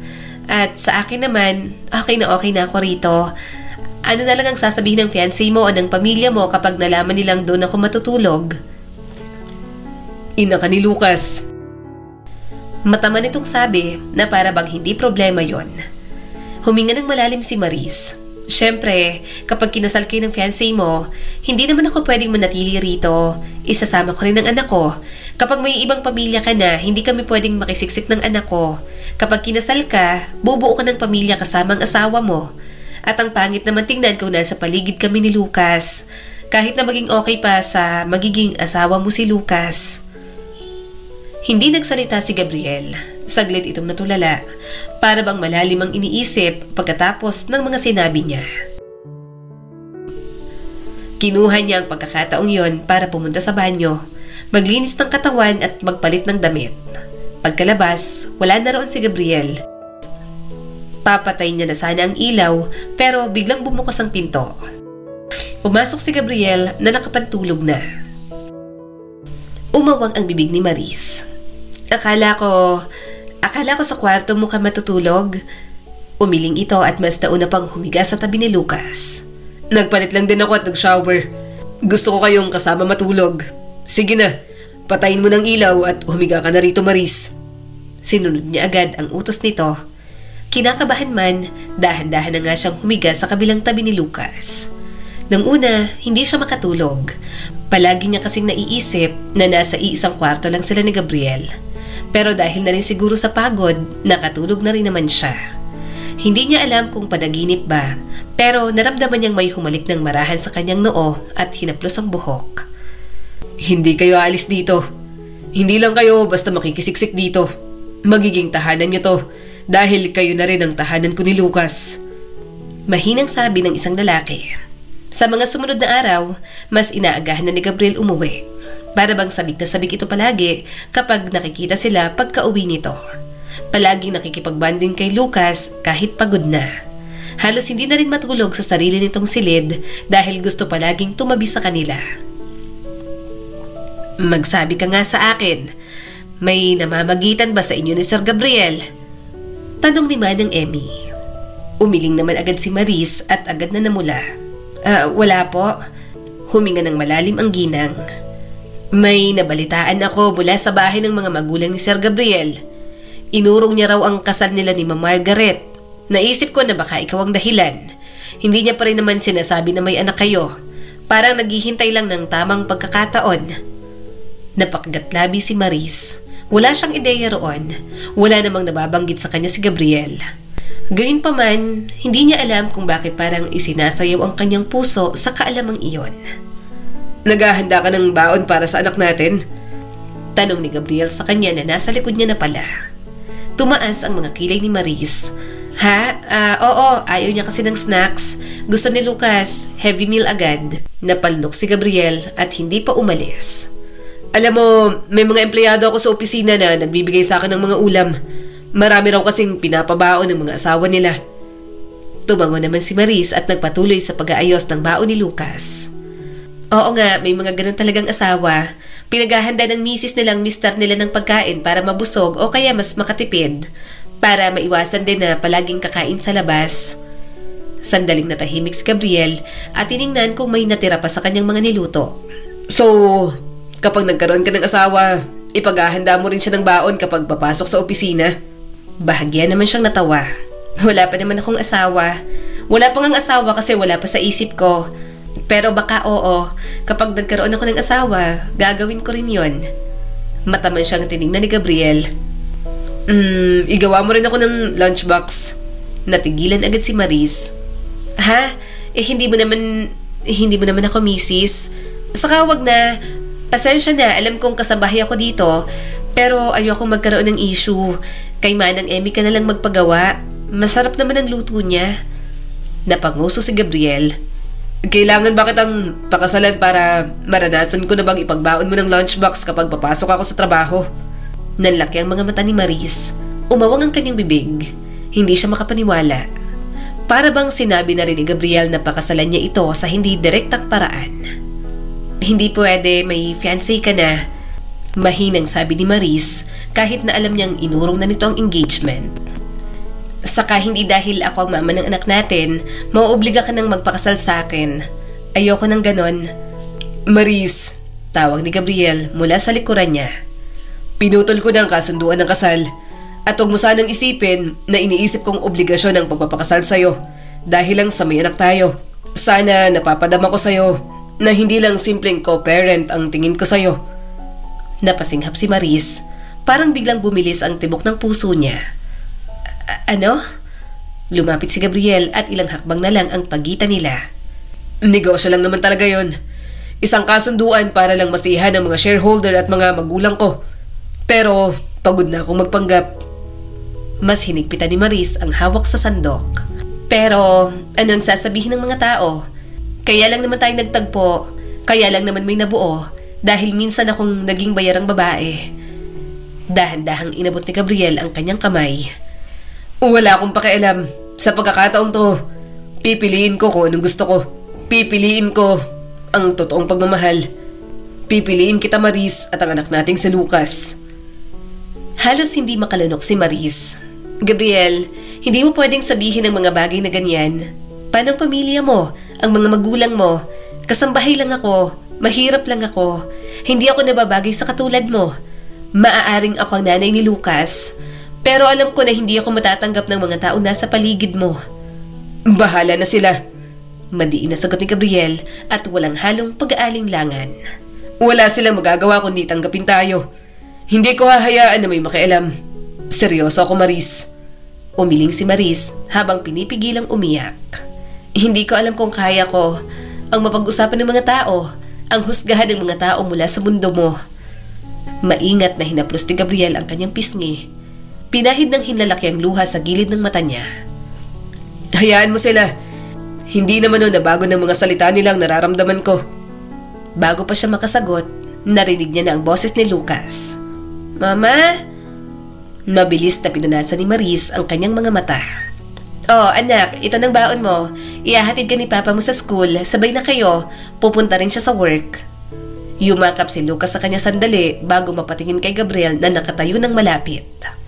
Dahan-dahang lumapit kay Gabriel at niyakap ang binti nito na parang natural lang. Napatingin si Gabriel sa kanya at lumambot ang ekspresyon nito sa paraang parang yon ang unang beses na nakita siya, lalo na sa harap ng ibang tao. Iniligay ni Gabriel ang palad sa ulo ni Lucas at marahang hinaplos iyon. Napakagatlabi si Maris. Gustong-gusto niya ng pangarapin ang pamilyang nasa harap niya.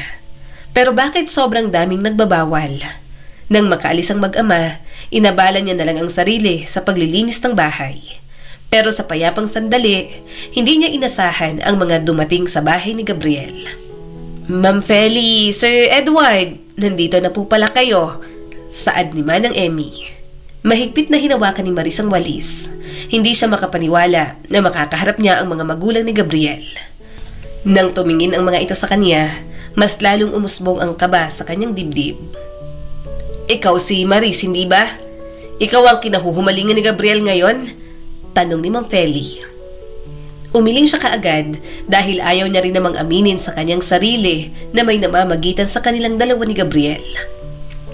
Wala po kaming relasyon ng anak niyo, ma'am. Mama! Sigaw ni Lucas na kauuwi lang. Kasunod nito si Gabriel na kunot noong nakatingin sa mga magulang nito. Mama! Papa! Anong ginagawa niyo rito? Humalik naman ang ina ni Gabriel.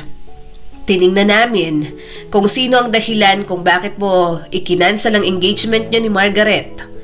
Hindi kami tututol, pero hindi rin naman kami papayag ng papa mo na hindi namin makilala. At sino ang batang yan? Hinawakan agad ni Maris ang balikat ni Lucas. Hindi siya sigurado sa magiging reaksyon ng mga ito. At kapag may hindi magandang sinabi ang mga ito sa anak niya, ora mismo at walang pagdadalawang isip, aalis sila sa bahay na yon. Lumapit si Gabriel sa kanila. Anak ko na matagal nang nawalay sa akin. Hindi ko alam na nagkaroon ako ng anak kay Maris. Gulat na gulat ang ama ni Gabriel at pinagmasdan ng mabuti si Lucas. Ay, anak mo? Kaya pala kahawig mo siya. Bakit ngayon lang? Bakit ngayon mo lang nalaman? Hindi mo agad pinanagutan? Huminga ng malalim si Gabriel. Hindi ko po alam. Hindi ko po nalaman agad. Kung alam ko lang na nabuntis ko si Maris, hindi ako papayag na lalabas ang anak namin na hindi kami kasal. Kaso, ngayon ko lang siya nakita at ngayon ko lang nalaman na may anak pala kami. At huwag kayong mag-alala, magpapakasal na kami bago pa masundan ng pangalawa. Nanlaki ang mga mata ni Maris. Kung kanina, labis ang takot at kaba na kanyang nararamdaman, ngayon, puro hiya na lang at pamumula. Gusto niyang takpan ang bibig ni Gabriel para matigil na ito sa mga sinasabi. Hi, Lolo! Hi, Lola! Nakangiting bati ni Lucas. Agad na aliw ang mga magulang ni Gabriel at nakipagkwentuhan na kay Lucas.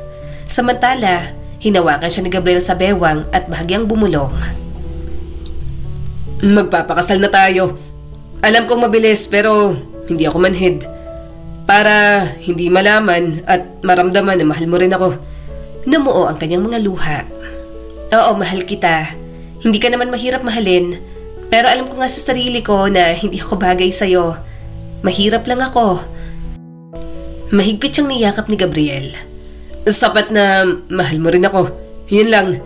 Maraming dumaang babae sa buhay ko at pakiramdam ko, hindi pa karapat-dapat ang katulad ko sa katulad mo, Maris.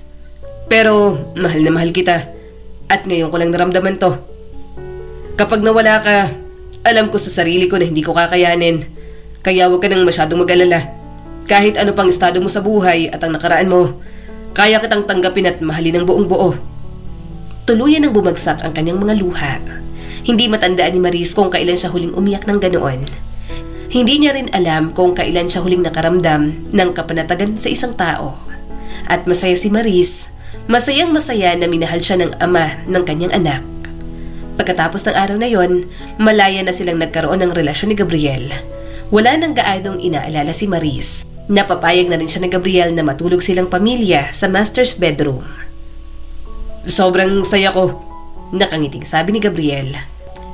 Mahina siyang tumawa. Bakit naman? Kasi matutulog ka na sa kama ko. Bahagya itong lumapit at bumulong. Next time, tuturuan ko ang anak natin na matulog sa sarili niyang kwarto.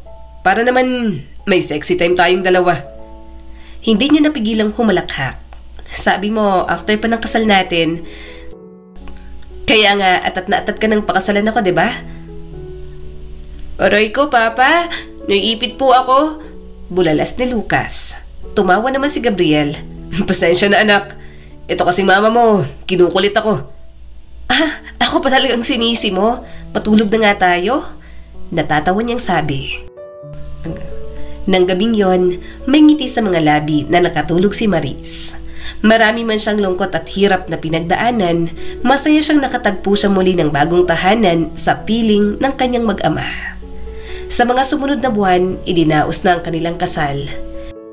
Simple lang yon dahil yun lang naman ang gusto ni Maris. Hindi niya kailangan ng isang magarbong kasal dahil wala naman siyang masyadong bisita. Gusto niya lang ng intimate wedding. Papa, promise ka po sa akin ha? Seryosong sabi ni Lucas. Mag-promise ka po sa akin na never mong sasaktan si Mama. Mag-promise ka po sa akin na hindi mo po siya iiwan at hindi mo siya paiiyakin. Na kung mag-aaway po kayo, ikaw na lang po magsasorry. Ayoko pong aawayin ng mama ko kasi kapag inaaway po siya, aawayin din po kita. Wala po akong pakialam kahit papa pa kita. Bahagyang natawa si Maris. Hindi niya inaasahan yon mula kay Lucas. Kaya nang marinig niya yon, hindi niya maiwasang ipagmalaki ang sarili. Dahil napalaki niya ng maayos ang kanyang anak. Pangako, may kislap ng saya sa mga mata ni Gabriel. Hindi ko sasaktan ng mama mo. At hindi ko kayo iiwan kahit anong mangyari. Mahal na mahal ko kayo ng mama mo, anak. Huminga ng malalim si Maris at napapikit. Hangad niya kung nasaan man ang nanay niyang si Delia. Sana'y masaya ito sa buhay na mayroon siya ngayon. Sa mga naging resulta ng mga ginawa niya para rito, naging biyaya pala ng Diyos para sa kanya. Ipinapaalala ng kwentong ito na minsan napipilitan tayong gumawa ng mahihirap na desisyon hindi dahil sa kasakiman, kundi dahil sa pagmamahal at pangangailangan. Tandaan din natin na ang tunay na kaligayahan ay hindi nasusukat sa estado sa buhay, kundi sa pagiging tapat at kasama ang mga taong mahal natin kahit pa humarap sa panghuhusga ng buong mundo. Muli, ako po si Skylar Guro at sana'y may bago na naman kayong natutunan sa kwento natin ngayon. Maraming salamat po.